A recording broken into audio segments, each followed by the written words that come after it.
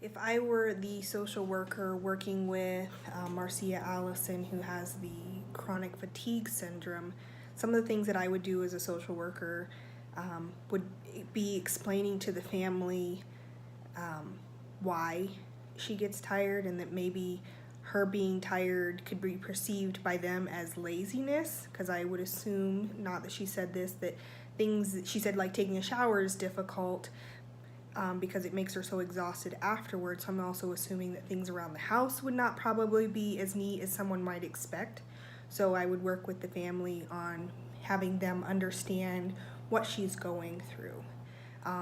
how the fatigue affects her daily life. Some of the things that I would encourage for her would to be able to ask for help from family members and a sense of understanding when her life isn't perfect, because I feel like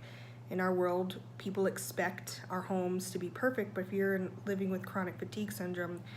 reality is that taking care of yourself versus your house is probably your first priority. As far as working with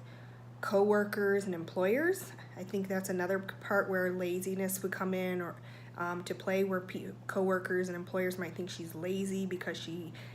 might not come into work because she's so tired, or because she doesn't get tasks completed on time. And for working with her I would still advocate for her to speak up for herself. It may be encouraging her to present a PowerPoint to her coworkers, allowing them to ask her questions rather than them assuming questions about her. Advocating for her to know when she needs to ask for help, and not to treat her differently because of what she has, but just be understanding that she needs help sometimes because she's so exhausted. Once again, I think in her need as a social worker would be just